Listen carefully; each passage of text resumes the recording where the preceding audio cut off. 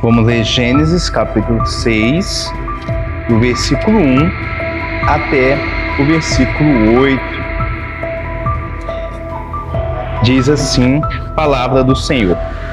Quando as pessoas começaram a se multiplicar sobre a face da terra e tiveram filhas, os filhos de Deus viram que as filhas dos homens eram bonitas e tomaram para si mulheres, aquelas que entre todas lhe agradaram.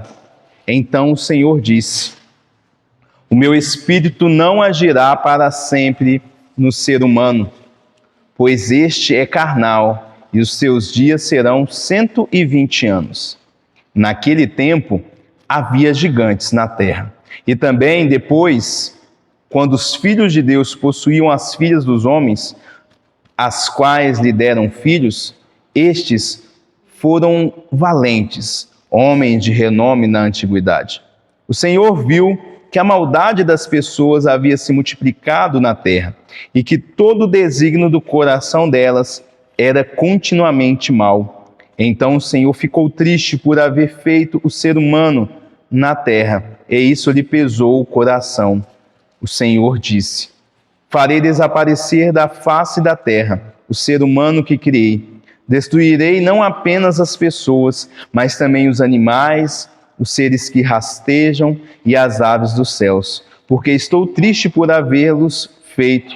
Porém Noé encontrou favor aos olhos do Senhor. Até aqui nos falou a palavra de Deus. E minhas irmãs, nós vivemos nesse mundo e há dias que parece que o mundo está desabando. Nós olhamos os noticiários, notícia de violência, corrupção, aos desastres. Parece que as coisas só estão piorando. A impressão que nós temos é que o mal, ele sempre está vencendo o bem. E quando nós olhamos para essa situação, como o mundo ele está, nós vemos que Noé também viveu desta maneira. O texto que nós lemos mostra exatamente isso, toda essa corrupção. E interessante que a geração de Noé era tão corrupta que no versículo 5 diz assim, tudo que o homem planejava no seu coração era só mal. Era essa situação, da humanidade naquela época. Mas olha o que nós vemos aqui. Essa história, do dilúvio, da arca de Noé, ela é muito conhecida. Nós sabemos que, apesar de toda essa corrupção, Deus ele não abandonou Noé. Deus não abandonou Noé. E Ele também não nos abandona nos dias de hoje.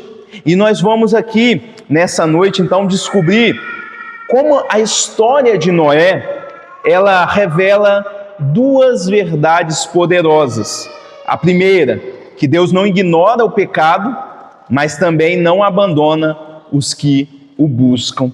Ele é justo juiz e ao mesmo tempo ele é um salvador gracioso. E a pergunta que surge é a seguinte: como Deus, que é santo, lida com tamanha corrupção? Claro que nós vemos a resposta no texto. Deus, ele tem ali duas ações.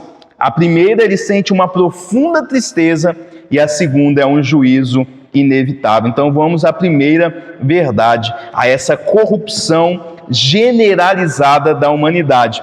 Se você observar, nos 11 primeiros versículos aqui deste capítulo, nós vemos que, de fato, o mundo de Noé, ele era marcado por perversão, por violência, corrupção.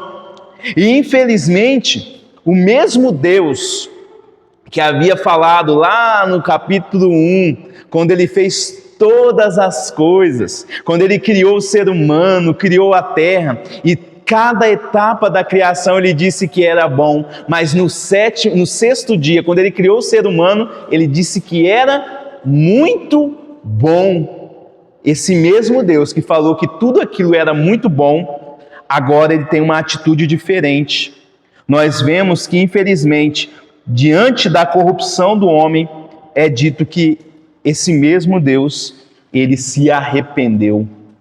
Arrependeu-se de ter feito o homem, como nós vemos no versículo 6.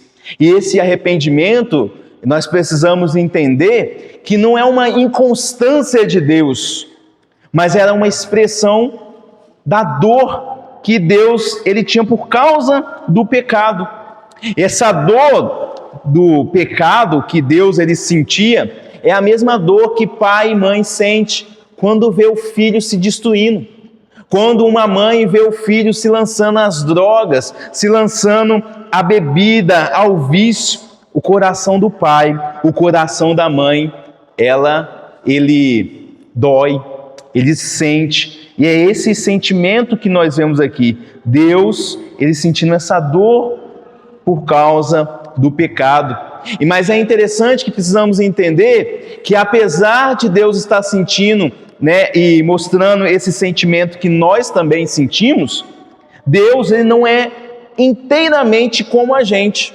Deus ele não muda de ideia por impulso, assim como os seres humanos, mas ele é um Deus fiel, um Deus justo, que ele vai ajustando os seus planos de acordo com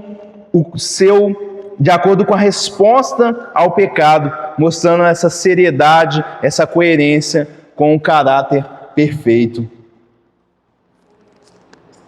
Até aqui.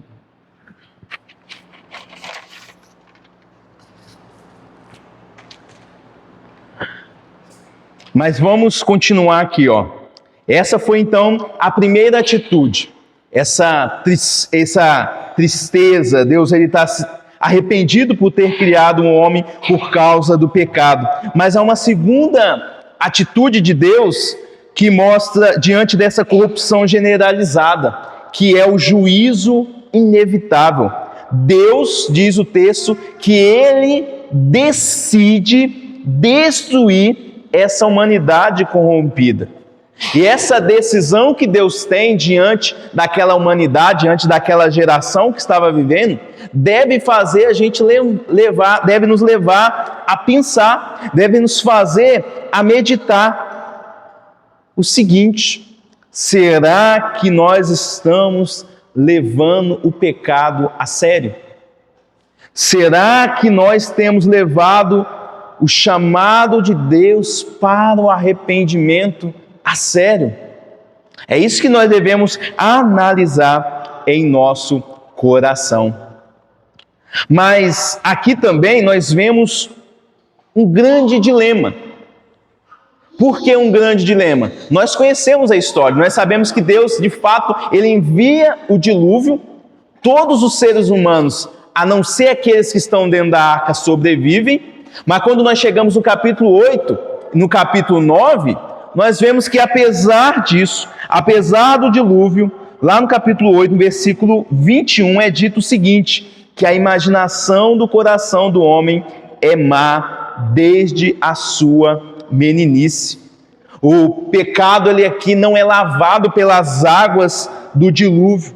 O pecado ele ainda permanece, o pecado ainda está ali no coração daqueles seres humanos que sobreviveram. E ao olharmos, meus irmãos, ao redor, nós veremos que essa corrupção, ela se repete até os dias de hoje. Essa corrupção, ela permanece. Infelizmente, nós vivemos em um mundo que ainda é marcado pela violência. Nós tivemos aí, alguns anos atrás, o início da guerra na Ucrânia, tem a guerra lá na Síria. Aqui no Brasil também nós vemos essa corrupção, nós vemos os seres humanos se corrompendo. Aqui no Brasil, a última notícia que nós vemos é os escândalos da Lava Jato, homens ali com uma ganância tremenda. E diante, minhas irmãs e irmãos, desse cenário tão sombrio, nós poderíamos perguntar: será que ainda há esperança? Há esperança para o ser humano? E a resposta, ela ecoa desde o tempo de Gênesis, o tempo de Noé. No capítulo 6, no versículo 8, diz assim: Noé, porém, achou graça aos olhos do Senhor. Em meio ao caos, Deus sempre abre uma porta. E essa porta, ela tem um nome, que é a graça. No meio do caos, Deus, ele encontra Noé. E no meio do caos que nós estamos vivendo, Deus, ele também encontra os seus escolhidos. E é interessante que Deus, quando ele sai na terra procurando, ele não está procurando super heroínas, super mulheres, super heróis, homens que são perfeitos. Mas o que Deus está buscando? Deus está buscando pessoas que têm um coração que está disposto a andar com Ele, assim como Noé andou. É isso que nós vemos no versículo 9. Noé é descrito no versículo 9 como um homem justo, um homem íntegro. Mas o mais importante disso é que Noé andava com Deus. E quando nós vemos isso, nós também sentimos esse chamado. Deus também está nos chamando para andar com Ele em meio a um mundo corrompido. E não é qualquer andar, é um andar onde nós vivemos como pessoas justas e íntegras, mesmo diante desta grande corrupção que nós vemos ao nosso redor. E ainda há outro ponto aqui bem interessante. Noé, ele é, aqui nesse texto, uma figura de Cristo. Noé aqui, ele foi escolhido em meio a uma geração para quê? Para trazer, para ele ser um meio de salvação para a humanidade durante o dilúvio. E o nosso Jesus, ele é o Salvador, é aquele que foi enviado por Deus para resgatar toda a humanidade do pecado. E a Bíblia afirma o seguinte a respeito de Jesus, que Deus, ele amou o mundo de tal maneira que deu seu Filho unigênito para que todo aquele que nele crê não pereça, mas tenha a vida eterna. Jesus é esse que foi escolhido para trazer vida eterna, para trazer salvação à humanidade, assim como Noé. E Noé não é somente uma figura de Cristo, no fato de ele ter sido escolhido por Deus em meio a uma geração corrompida. Noé também é uma figura de Cristo em sua obediência. Quando nós vemos Noé fazendo a vontade de Deus, essa atitude que ele tem aponta também para a obediência perfeita de Cristo. O apóstolo Paulo disse que Jesus, ele foi obediente, e não somente obediente, foi obediente até a morte, e morte de cruz, segundo Filipenses capítulo 2, versículo 8. Mas há um segundo ato gracioso de Deus aqui nesse texto. Foi quando Deus, ele então, diante de toda aquela corrupção, ele encontra Noé, ele vê que Noé anda com ele, agora Deus, ele preserva. Deus não precisava preservar Noé e sua família, mas Deus resolve preservar Noé e a sua família. E aí ele dá uma missão para eles. Dá uma missão para Noé no versículo 14. Versículo 14 diz que Deus manda Noé construir uma arca. E essa arca, ela tem um formato de uma caixa de sapato, né, para você entender. Ela é meio retangular, mas era enorme. Ela tinha aproximadamente o tamanho do Titanic, só para vocês terem uma ideia. E ela era tão grande que era suficiente para salvar a sua família e salvar um casal de cada animal na terra, como nós vemos no verso 14 até o versículo 21. E maravilhosamente, quando nós olhamos para a arca, que foi um instrumento para salvar a humanidade lá no dilúvio, Essa arca também aponta para Cristo. Ela é como se fosse um símbolo de Cristo. Por quê? Porque também aqueles que estão em Cristo, eles são preservados lá no juízo final. Cristo também é esse refúgio. E da mesma maneira que havia apenas uma arca, e nessa arca havia apenas uma porta para as pessoas entrarem. Nós vemos no contexto da Bíblia que Jesus, ele é o quê? Ele é o único caminho. Ele mesmo disse ser o caminho, a verdade, a vida. Jesus é o único caminho para a salvação. E assim como a arca, ela salvou todos aqueles que entraram. Nós sabemos que não foram muitos, mas Cristo também salva aqueles que creem. Essa é a maravilhosa alegria e promessa que nós vemos. Jesus é aquele refúgio. Você lembra do salmo que nós lemos no início, Salmo 46? Que Deus é o nosso refúgio e fortaleza, socorro bem presente? Jesus é esse socorro, Jesus é esse refúgio, Ele é o nosso socorro bem presente no momento das tribulações, mas também no momento do juízo final. Mas voltando aqui para o texto, o último versículo do capítulo, ele nos fala uma coisa maravilhosa. Vemos que diante daquela ordem que Deus dá, era uma grande missão, construir uma arca, construir algo que Noé não sabia como era, e era grandioso. Ele não sabia como iria construir, mas o que ele fez? Ele desistiu, ele reclamou, ele fez cara feia? Não, o versículo 22 diz que assim fez Noé, ou seja, ele foi obediente à palavra de Deus. E diante dessa atitude de Noé, pense na sua vida. Pense em quantas arcas Deus mandou você construir. Quantas missões que para você parecia impossível, mas foi ordem de Deus. E aí você pergunta, pastor, Deus não me mandou construir uma arca. Eu não vejo Deus me pedindo para fazer nada assim tão grandioso e impossível. Talvez não, mas às vezes Deus nos manda nos reconciliar com um amigo, com um parente. Às vezes Deus nos manda pedir perdão, ou até mesmo liberar um perdão em nosso coração. Há momentos que Deus não nos manda construir uma arca, mas Ele nos manda às vezes tomar uma decisão difícil, uma decisão que Ele quer que nós tomemos.